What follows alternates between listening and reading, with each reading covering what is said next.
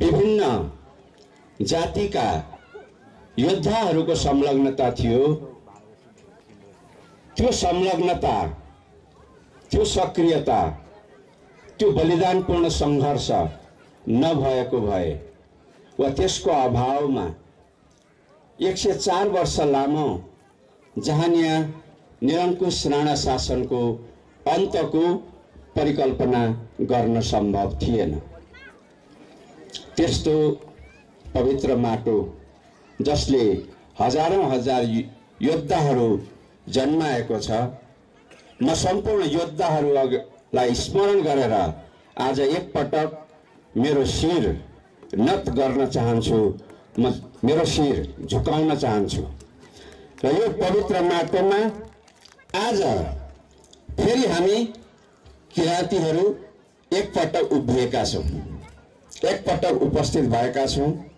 मभन्दा अगाडि बोल्नुहुने पूर्ववक्ताहरूले यहाँहरूलाई निवेदन गरिसक्नुभयो। सायद 100औं वर्ष छुट्टिएर टाढा टाढा पुगेका किराँतीहरू आज यो माटोमा फेरि एकपटक सँगै भएका छौँ। त्यसैले किराँत राई आयोखाको यो राष्ट्रिय सम्मेलन निश्चय नै ऐतिहासिक छ र यस्तो ऐतिहासिक सम्मेलन आयोजनाका निम्ति फेरि आयोजक साथीहरूलाई हृदयदेखि धन्यवाद दिन चाहन्छु। किराँत राई आयोखा सम्पूर्ण किराँतीहरूको साझा र सर्वमान्य संस्था, पवित्र संस्था जो पार्टीहरूको सीमाभन्दा धेरै माथि छ। यसलाई पार्टीहरूले पार्टीकरण गर्न खोज्नु हुँदैन, पार्टीकरण गर्न चाहनु हुँदैन। यो किराँत राई आयोखा 100औं पार्टीमा अटाएका किराँतीहरूको साझा संस्था हो। यी राजनीतिक पार्टीहरूभन्दा यो संस्था धेरै माथि छ, धेरै पवित्र छ, धेरै महान छ। त्यसै रूपमा यो जन्मियो, गङ्गाराजजीले हामीलाई बताइसक्नुभयो। त्यसै रूपमा यो हुर्किँदैछ, त्यसै रूपमा यो बाँचिरहनुपर्छ। मेरो यही अनुरोध छ। आदरणीय दाजुभाइ तथा दिदीबहिनीहरू, अहिले नेपालको राजनीतिमा पहिचानको मुद्दा धेरै छोइने भएर उपस्थित भएको छ, धेरै अनुभूत हुने विषयवस्तुको रूपमा उपस्थित भएको छ। पहिचान भनेको के हो? मलाई केही आदिवासी जनजाति साथीहरूले, राजनीतिक कर्मीहरूले पहिचानको मुद्दा उठिरहेको सन्दर्भमा र मैले पनि त्यो मुद्दालाई निकै धेरै बल दिएर उठाइरहेको सन्दर्भमा भन्नुभयो, सल्लाह सुझाव दिनुभयो कि तपाईँ अधिकारको कुरा उठाउनुहोस् न, यो पहिचानको कुरा किन उठाउनुहुन्छ? पहिचानले के पाइन्छ? पहिचानले के दिन्छ? किराँत प्रदेश नामाकरण गरेर के पाइन्छ किराँतीहरूले? यो किसिमको एउटा अत्यन्त भ्रमात्मक विचार सहित मलाई केही साथीहरूले सुझाव दिनुभयो। मैले उहाँहरूलाई सम्झाएँ, मैले उहाँहरूलाई कन्भिन्स गर्ने, चित्त बुझाउने चेष्टा गरेँ। उहाँहरूको चित्त बुझ्यो कि बुझेन मलाई थाहा छैन, तर पहिचान सायद मलाई लाग्छ प्राथमिक कुरा हो। पहिचान हाम्रो जातीयता हो, पहिचान हाम्रो भाषा हो, पहिचान हाम्रो संस्कृति हो, पहिचान हाम्रो धर्म हो, पहिचान हाम्रो भूमि हो, पहिचान हाम्रो कर्म हो, पहिचान हाम्रो सर्वस्व हो।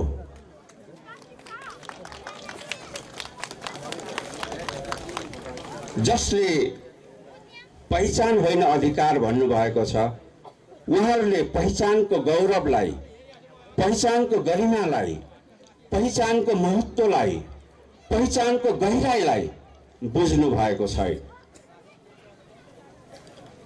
पहिचान हाम्रो मनोविज्ञान हो, पहिचान हाम्रो आकांक्षा हो, पहिचान हाम्रो भावना हो, पहिचान हाम्रो चाहना हो, पहिचान हाम्रो प्राण हो।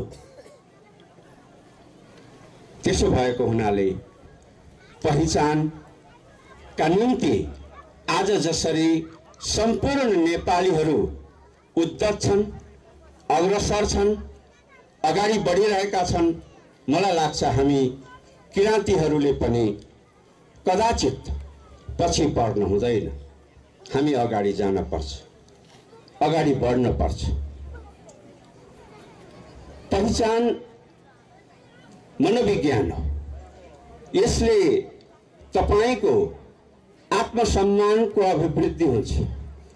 यसले तपाईलाई आत्मगौरवले अन्वित गराउँछ, अभिभूत गराउँछ र त्यसले तपाईभित्र एउटा ऊर्जा सिर्जना गर्छ, जुन ऊर्जा नेपाली राष्ट्रियतालाई सबल बनाउनका निम्ति तपाई सदुपयोग गर्न सक्नुहुन्छ, जुन ऊर्जा तपाई आफ्नो जातीय उत्थानका निम्ति सदुपयोग गर्न सक्नुहुन्छ, जुन ऊर्जा तपाई आफ्नो आत्म उत्थानका निम्ति सदुपयोग गर्न सक्नुहुन्छ, जुन ऊर्जालाई तपाई यो नेपालको, हाम्रो देशको विकासका निम्ति प्रयोग गर्न सक्नुहुन्छ। पहिचान त्यो महत्त्वपूर्ण विषय वस्तु। पहिचानलाई नबुझ्दा, थाहा नपाउँदा वा सतै ढङ्गले शाब्दिक हिसाबले मात्रै पहिचान भनिरहँदा मानिसहरू गल्ती गर्न पुग्छन् कि पहिचानले के दिन्छ, अधिकार पो चाहिन्छ। अनि पहिचान त नपाउनेले अधिकार पाउँछ, त्यो कदाचित प्राप्त हुन सक्दैन। त्यसकारण पहिचान हाम्रो प्रारम्भ बिन्दु हो। पहिचान हाम्रो लागि प्राथमिक महत्त्वको चीज हो। यो माटो, यो भूमिमा हाम्रा धेरै धेरै पुर्खाहरूको चिहान छ र सायद हाम्रो पनि चिहान यही हुनेछ। हामी हजारौं लाखौं को चिहान यो भूमिमा हुन सक्छ, तर एउटा कुरा याद रहोस्, हामी हाम्रो पहिचानको चिहान हुन दिँदैन यो भूमिलाई। हामी हाम्रो पहिचान स्थापित गरेर सक्छौं। आदरणीय दाजुभाइ तथा दिदीबहिनीहरू,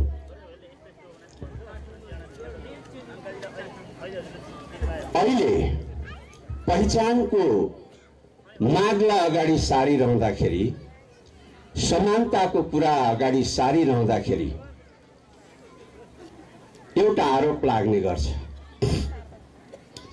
कि यसले राष्ट्रिय एकतालाई खलबल्याउने भयो, यसले सांप्रदायिक सद्भाव खलबल्याउने भयो, जातीय सद्भाव बिगार्ने भयो, गाउँ गाउँमा अब झगडा झमेला हुने भयो, रक्तपात हुने भयो, द्वन्द्व हुने भयो।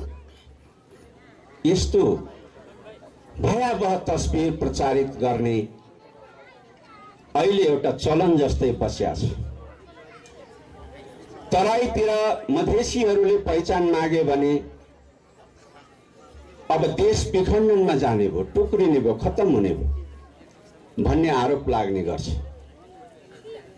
पहाडतिर वा तराईतिरकै आदिवासी जनजातिहरूले आफ्नो समानताको हक वा पहिचानको कुरा गरे भने अघि मैले भने झैं भयावह तस्बिर उपस्थित गरिन्छ।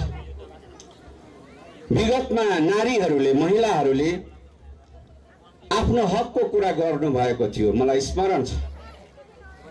हामीलाई पनि पैतृक सम्पत्तिमा अंश चाहिन्छ, हामीलाई पनि अंशले मात्रै होइन पुग्दैन, वंश पनि चाहिन्छ। उहाँहरूले यो आवाज जो ज्यादै न्यायपूर्ण थियो, लैंगिक उत्पीडन विरुद्धको आवाज थियो, पितृसत्ता विरुद्धको आवाज थियो, यो आवाज नारीहरूले उठाउँदा उहाँहरूमाथि के भनियो? हाम्रो मुलुकका केही जुम्सो विचार भएका नेताहरूले के भने? ओहो, अब आइमाईले पनि अंश मागेपछि, आइमाईले पनि अंश होइन अझै वंशको पनि हक मागेपछि त यो देश त खत्तमै हुन्छ। सारा सामाजिक संरचना भत्किन्छ, खत्तम हुन्छ। अब अंश लिने भएपछि त दिदी भाइ दाजु बहिनीको सम्बन्ध पनि अपवित्र हुने भयो, तिहार त खत्तमै हुने भयो। भाइटिका किन लाउने? अंशको निम्ति झगडा झमेला अंश बन्डाको चाहिँ मुद्दा मामिला परिराखेको हुन्छ। आमाको नाममा पनि बच्चाले नागरिकता पाउनुपर्छ, अंश मात्रै होइन वंश पनि चाहिन्छ भन्ने कुरा जब नारीहरूले उठाउनु भयो, तिनै मानिसहरूले फेरि भने बाफ्रे बाफ्रे, अब यो देश त भान्जा भान्जीको मुलुक हुने भयो। यस्तो अत्यन्तै गैर जिम्मेवार, जुम्सो, सानो, संकीर्ण, पछौटे, यथास्थितिवादी खालको सोच भएका नेताहरू पनि छन् यो मुलुकमा। राज्य चलाउँछु भन्छन्, उनकै हातमा राज्य छ। अनि त्यसपछि हामी कल्पना गर्छौं, हामी चाहना राख्छौं कि यो राज्य, यो देश अग्रगामी बनोस्, यो राज्य, यो देश अगाडि बढोस्। अनि हामी कल्पना गर्छौं, चाहना राख्छौं हाम्रो राष्ट्र एकजुट बनोस्, सम्पूर्ण नेपालीहरू मिलेर सद्भाव राखेर अगाडि बढौं। तर जबसम्म यस किसिमको साँगुरो सोचाइ भएका नेताहरू राज्यमा हावी भइरहन्छन्, तबसम्म यो मुलुक अग्रगतिमा जान सक्दैन। आदरणीय दाजुभाइ तथा दिदी बहिनीहरू, अहिले पहिचानको कुरामा फेरि म फर्किन चाहन्छु, समानताको कुरामा फेरि म फर्किन चाहन्छु। विगतमा यो देश, यो राष्ट्र एकजुट थियो, मिलेर बसेको थियो। सबै भाषाभाषीका जनताहरू, सबै धर्मावलम्बी जनताहरू, सबै क्षेत्रका निवासीहरू, सबै जातिका जनताहरू, भाषा संस्कृतिका जनताहरू मिलेर बसेका थिए। हाम्रा पुर्खाहरू मिलेर बसेका थिए। त्यो मूल्यवान अनुभव हामीसँग छ, त्यो महत्त्वपूर्ण इतिहास हाम्रो छ। तर त्यो मेलमिलापको आधार के थियो? त्यो मेलमिलापको जग केमा उभिएको थियो? कहिले हामीले विश्लेषण गरेका छौं? मलाई लाग्छ हामीले अलिक कम विश्लेषण गरेका छौं कि त्यो मेलमिलापको आधार एकात्मक राज्य र त्यसले अपनाएको एउटा धर्म, एउटा संस्कृति, एउटा भाषा, एउटा जातिको प्रभुत्वलाई बाँकी अरू सबैले स्वीकार गरिदिनु पर्ने थियो।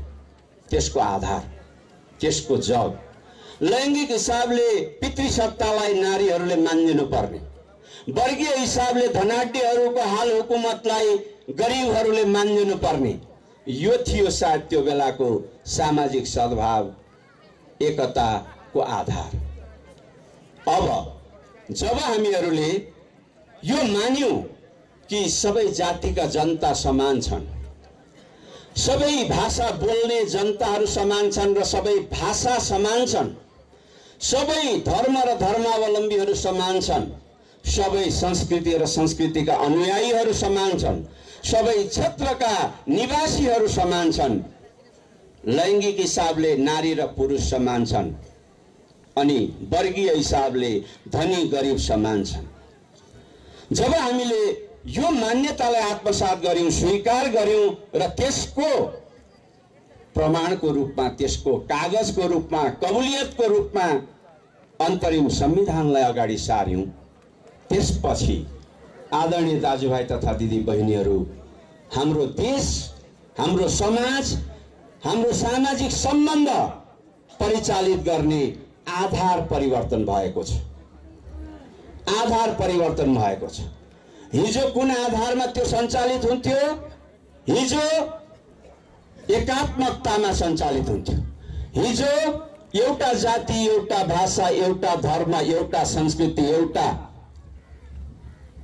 लैङ्गिक हिसाबले पुरुष र धनाढ्यहरूको प्रभुत्वलाई स्वीकार गरेर अरूले बस्नुपर्ने आधारमा त्यो सञ्चालित हुन्थ्यो। तर आज त्यो आधार होइन। आज हामीले सबैले स्वीकार गरेको, सबै राजनीतिक कर्मीहरूले स्वीकार गरेको, नेपाली राजनीतिले स्वीकार गरेको, नेपाल राज्यले स्वीकार गरेको यथार्थ के हो भन्दा अब समानताको आधारमा हाम्रा सामाजिक सम्बन्धहरू परिचालित हुनुपर्छ। अब समानताका आधारमा हामी सबैले सबैलाई व्यवहार गर्नुपर्छ। राज्यले पनि सम्पूर्ण बासिन्दाहरूलाई व्यवहार गर्नुपर्छ। यही हो आधार परिवर्तन र यो महान परिवर्तन हो, यो ऐतिहासिक परिवर्तन हो, यो ठूलो परिवर्तन हो।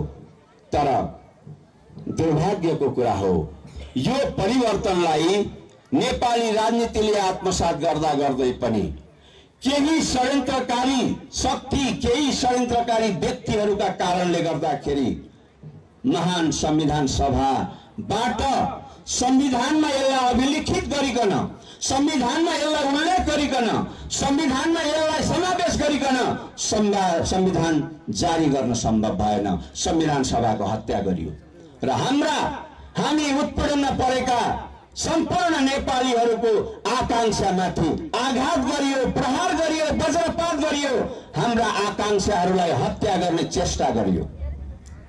आज त्यही पीडामा नेपाली समाज छटपटाइराखेको छ। आज त्यही पीडामा सम्पूर्ण नेपाली जनताहरू 2,64,00,000 नेपाली जनताहरू छटपटाइराखेका छन्। आदरणीय दाजुभाइ दिदीबहिनीहरू, त्यसो भएको हुनाले आज नेपाली राजनीति अन्योलमा फँसेको छ, अन्धकारमा फँसेको छ। कहाँ कुन खण्डमा कुन भिडमा भन्ने नेताहरूले पनि आज उत्तर भन्न सक्दैन कि अब नेपाली राजनीति कहाँ पुग्ने हो। यस्तो स्थिति उत्पन्न भएको छ। तसर्थ एक पहिचानको मान्यता बोकेको राजनीति कर्मीको नाताले, पहिचानको मुद्दा उठाइरहेको राजनीति कर्मीको नाताले आज म नेपाली राजनीति र नेपाल राज्य समक्ष म एउटा शर्त अगाडि सार्न चाहन्छु। यो मञ्चबाट एउटा शर्त अगाडि सार्न चाहन्छु कि अब नेपाल राष्ट्रलाई एकजुट बनाएर लानका लागि, नेपाल राष्ट्रलाई एकजुट बनाएर लानका लागि, नेपाल राष्ट्रलाई शान्ति र समृद्धि दिनका लागि अब यो राज्यले, नेपाली राजनीतिले अब हाम्रो पहिचानलाई स्वीकार गर्नुपर्दछ। हाम्रो पहिचानलाई स्वीकार गर्नुपर्दछ। यो हाम्रो शर्त हो। हिजो यो राष्ट्रलाई एकजुट राख्नका लागि, नेपाल राज्यलाई बलियो बनाउनका लागि, नेपाली भूमिलाई अखण्डित राख्नका लागि हामीले धेरै मूल्य चुकाएका छौँ। हामीले हाम्रो भूमिको मूल्य चुकाएका छौँ, हामीले हाम्रो भाषाको मूल्य चुकाएका छौँ, हामीले हाम्रो संस्कृतिको मूल्य चुकाएका छौँ, हामीले धेरै मूल्य चुकाएका छौँ, हामीले हाम्रो रगतको मूल्य चुकाएका छौँ। आदरणीय दाजुभाइ दिदीबहिनीहरू, त्यसकारण अब हामी हाम्रो पहिचानको मूल्य चुकाउन चाहदैनौँ। सम्पूर्ण पहिचान मागिरहेका नेपाली जनताहरूको आज शर्त छ नेपाल राज्यलाई, नेपाली राजनीतिलाई कि यो नेपाली राजनीतिले र नेपाल राज्यले यदि हाम्रो पहिचानलाई स्वीकार गर्छ भने स्वाभाविक हिसाबले हाम्रो सेवा, हाम्रो सम्पूर्ण योगदान, हाम्रो सम्पूर्ण श्रम, हाम्रो सम्पूर्ण प्रतिभा, हाम्रो सर्वस्व हामी यो राष्ट्रका निम्ति न्यौछावर गर्दै आएका छौँ, अब पनि गर्छौँ। यो राज्यलाई बलियो बनाउनका निम्ति हिजोदेखि हामीले योगदान गर्दै आएका छौँ, अब पनि गर्छौँ। तर अब हामी हाम्रो पहिचानको मूल्यमा, हाम्रो पहिचानको मूल्य तिरेर सायद हामी आँखा चिम्लिएर योगदान गर्न सक्दैनौँ।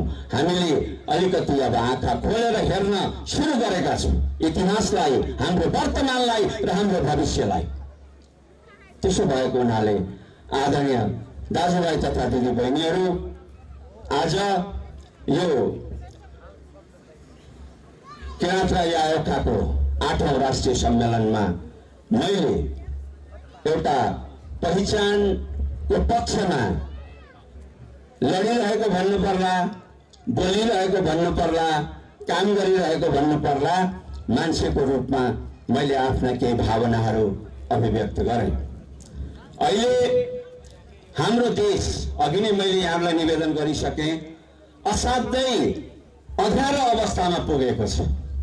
कसले पुर्यायो? को जिम्मेवार छ कि नेपाली जनतालाई यो सोध्ने अधिकार छैन? निश्चय नै छ। सार्वभौम जनतालाई यो सोध्ने अधिकार छ। र कसले यो अँध्यारो अवस्थामा यो देशलाई पुर्यायो निर्क्युल गर्ने अधिकार पनि छ, फैसला हान्ने अधिकार पनि छ। यहाँहरूले फैसला हान्ने समय पनि आउनेछ।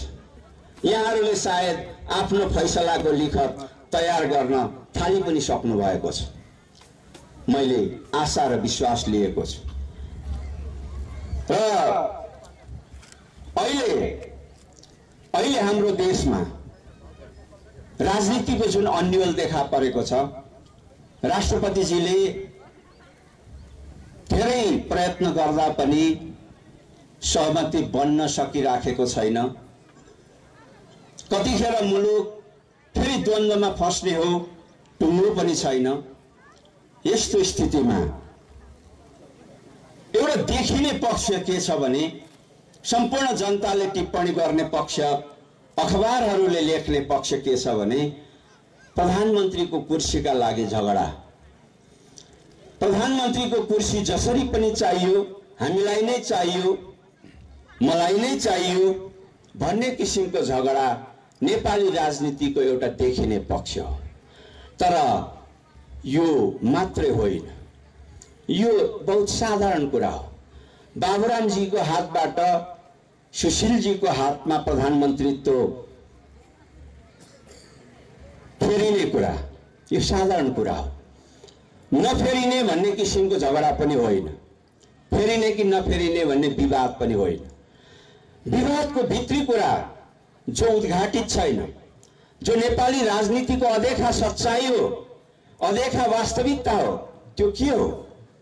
त्यो हो पहिचानको राजनीतिलाई, पहिचान सहितको संघीयतालाई कसरी स्वीकार गर्ने, कुन किसिमबाट स्वीकार गर्ने, नेपाली राजनीतिमा त्यसलाई कुन स्थानमा राख्ने, कहाँ टुङ्ग्याउने, कहाँ पुर्याउने, यो हो आन्तरिक कुरो, यो हो भित्री कुरो।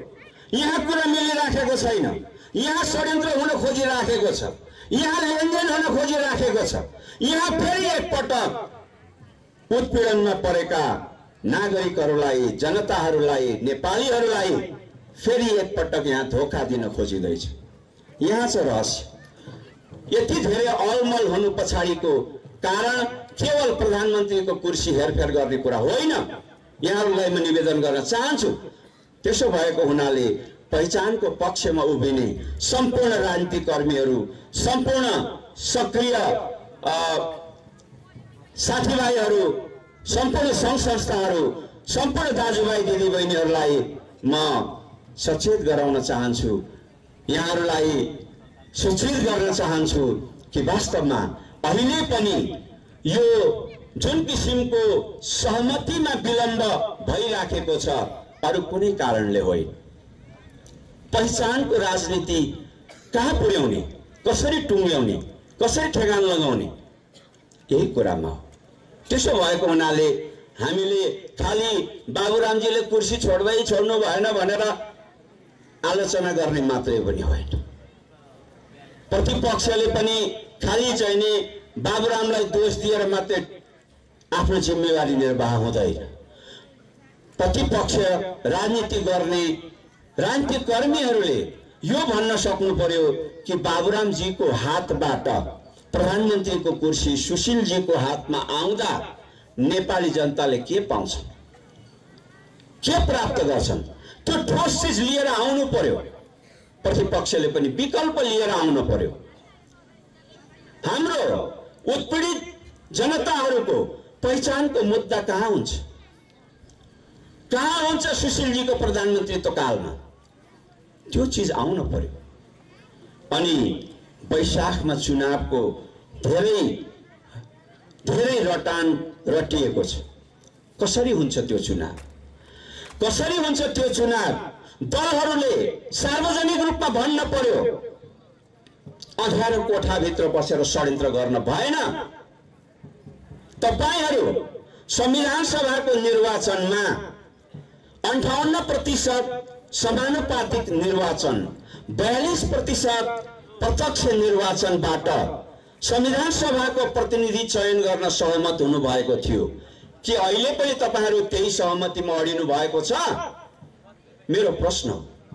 यो कुरा नेपाली जनतालाई तपाईहरुले सार्वजनिक रूपमा बताउनु पर्दछ। कि तपाईहरु त्यो 58% लाई घटाएर नेपाली जनताका विरुद्धमा षड्यन्त्र गर्दै हुनुहुन्छ। 58% लाई घटाएर महिलाहरूका विरुद्धमा षड्यन्त्र गर्दै हुनुहुन्छ। 58% लाई घटाएर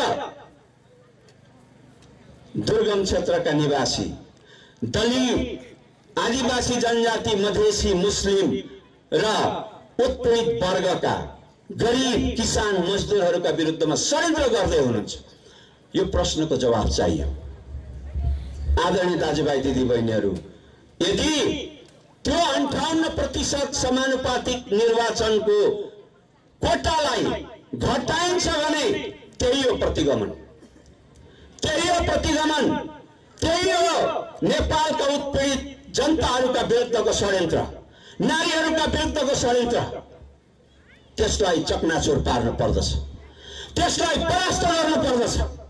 आज अँध्यारो कोठामा बसेर धेरै छलफल हुने, तर छलफलमा के निष्कर्ष निस्कियो त्यो चीज बाहिर नआउने किन भइराखेको छ? हामीले सतर्क हुनुपर्ने कुरा यहाँ छ, हामीले जागरुक हुनुपर्ने कुरा यहाँ छ, हामीले सचेत हुनुपर्ने कुरा यहाँ छ।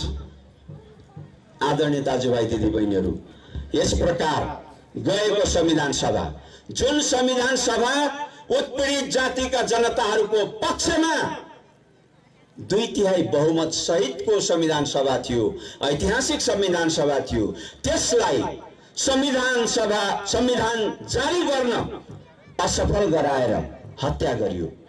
त्यसै भएको छैन, त्यसै भएको छैन। ठूलो षड्यन्त्रले काम गरेको छ र तिनै षड्यन्त्रकारीहरू आज अँध्यारो कोठामा बसेर फेरि एकपटक उत्पीडित जनताहरूको पहिचानका विरुद्धमा, उत्पीडित जनताहरूको अधिकारका विरुद्धमा संविधान सभामा उनीहरूको प्रतिनिधित्व हुने व्यवस्थाका विरुद्धमा षड्यन्त्र गर्दैछ। खबरदार, खबरदार आदरणीय दाजुभाइ दिदीबहिनीहरू, 2062-63 सालको जनआन्दोलन, 10 वर्षको सशस्त्र सङ्घर्ष, सशस्त्र द्वन्द्व, जनयुद्ध त्यतिले मात्रै नभ्याएर, त्यतिले मात्रै नपुगेर, सायद त्यसले ल्याएका उपलब्धिहरू अधुरो र अपुरो भएको हुनाले मधेस आन्दोलन जन्मिनु परेको थियो। मधेस आन्दोलन जन्मिनु परेको थियो। मधेसी जनताहरूले रगत नलगाएको भए, आन्दोलन नगरेको भए सम्भवतः संघीयता सपना मात्रै पनि हुन सक्दथ्यो। तर आज संघीयता यथार्थको धेरै नजिक छ, यथार्थको धेरै नजिक छ र उत्पीडित जनताहरूको मुक्तिको एउटा प्रमुख शर्तको रूपमा अगाडि आएको छ पहिचान सहितको संघीयता। तर त्यो पहिचान सहितको संघीयता जो मधेस आन्दोलन पछि धेरै वस्तुगत रूपमा धेरै यथार्थमा परिणत हुने अवस्थामा आइपुगेको थियो, त्यसलाई यथार्थमा परिणत हुन नदिनका निम्ति संविधान सभाको हत्या गरिएको छ, संविधान आउन रोकिएको छ। मलाई लाग्दछ अब पनि नेपालका अघि मैले चर्चा गरेका साँघुरो विचार भएका, संकीर्ण सोच भएका, पहिचान सहितको संघीयतामा जाँदा जातीय द्वन्द्व हुन्छ भन्ठान्नेहरू, रक्तपात हुन्छ, हिंसा हुन्छ, झगडा हुन्छ, झमेला हुन्छ भन्ने भन्ठान्नेहरू, यस खालका राजनीतिज्ञहरूको बुद्धि फेरेन भने, यस खालका राजनीतिक कर्मीहरूको फेरि पनि सकारात्मक विचार पलाएन भने एकपटक यो नेपालमा फेरि पहिचान सहितको संघीयता पक्षधरहरूले जनआन्दोलनको आदि बेरी सृष्टि गर्नुपर्ने अवस्था आउनेछ। त्यसका निम्ति तयार रहन पनि म यहाँहरूलाई हार्दिक अपिल गर्न चाहन्छु, अनुरोध गर्न चाहन्छु। आज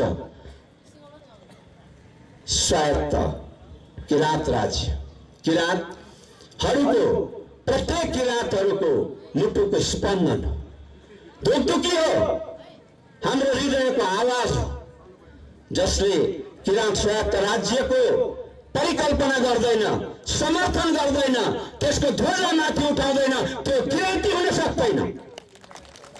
आदरणीय दाजुभाइ दिदीबहिनीहरू, मैले आजको यो सभामा, आजको र्यालीमा, आजको जुलुसमा मैले जनसमुदायको जुन किसिमको प्रवाहदेखि, जुन किसिमको उपस्थितिदेखि सायद किराँत प्रदेशवासी सम्पूर्ण बासिन्दाहरूको पनि यो हृदयको धोकधोकी हो, यो मुटुको स्पन्दन हो। किराँत स्वायत्त राज्य यहाँहरूको पनि हितको कुरा हो, यहाँहरूको पनि चासोको कुरा हो, यहाँहरूको पनि स्वार्थको कुरा हो, यहाँहरूको हित पनि त्यहाँ अन्तर्निहित छ। यो कुनै एउटा जातको, यो कुनै एउटा जातिको, यो कुनै एउटा धर्म संस्कृतिको मात्रै कुरा हो। किराँत स्वायत्त राज्य निश्चित रूपमा यो बहुभाषिक हुनेछ, बहुधार्मिक हुनेछ, बहुसांस्कृतिक हुनेछ, बहुजातीय हुनेछ र सबै जातिका जनताहरू, सबै धर्मावलम्बीहरू, सबै भाषाभाषीहरू, सबै संस्कृतिका अनुयायीहरू मिलेर यो भूमिमा बस्नेछन्, यो भूमिलाई सिंगार्नेछन्, यो भूमिलाई समृद्ध बनाउनेछ। त्यो सपना हो किराँत स्वायत्त राज्यको सपना। तर यो सपनालाई अस्वीकार गर्नेहरूले आरोप लगाइराखेका छन्, होइन त्यो भएपछि त किराँतीहरू चाहिँ उन्मत्त हुन्छन्, उन्माद हुन्छ किराँतीहरूमा, अनि त्यसपछि बाँकीहरूको चाहिँ नि स्वाहा, बाँकीहरूको चाहिँ के भन्दाखेरि दुर्दिन सुरु हुन्छन् भनेर भ्रम फिजाउने चेष्टा गरिएको छ। हरेक परिवर्तनको क्षणमा यथास्थितिवादीहरूले, संकीर्ण साँघुरो सोच भएका मानिसहरूले, नेताहरूले यस्तै प्रचार गर्ने गर्छ। बहुदल ल्याउने बेलामा यस्तै हुन्थ्यो, बहुदल आएपछि त घर घरमा झगडा हुन्छ भनेर कति प्रचार गरियो होला। यहाँहरूलाई थाहा छ, यहाँ धेरै उपस्थित दाजुभाइ दिदीबहिनीहरूलाई थाहा छ। 2007 सालमा राणा शासनको अन्त गर्ने अभियान चलिरहेको बेलामा नेपाली कांग्रेसलाई यो बाहुनहरूको पार्टी हो, यसमा लाग्न हुन्न, यो जातिवादी पार्टी हो भनिन्थ्यो।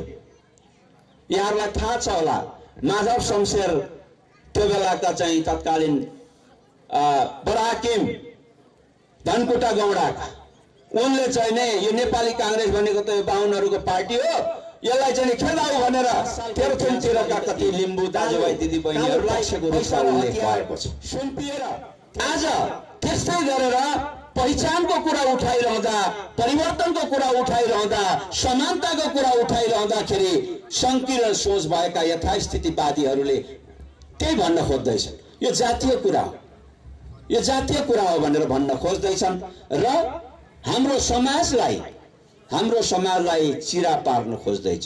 त्यो होइन, हाम्रो समाज मिलेर जान्छ, मिलेर जानुपर्छ। तर मैले अघि नै भने, राज्यले सबैको पहिचानलाई स्वीकार गर्नुपर्छ, सबैको पहिचानलाई सम्मान दिनुपर्छ, इतिहासलाई सम्मान दिनुपर्छ, सबै जातिका भाषाहरूलाई, संस्कृतिहरूलाई सम्मान दिनुपर्दछ। त्यो हाम्रो कुरा हो, त्यो पहिचान कर्मीहरूको कुरा हो। त्यसो भएको हुनाले हामी त्यो दिशामा यो मुलुकलाई लिएर जाउँ भन्ने म अनुरोध गर्न चाहन्छु।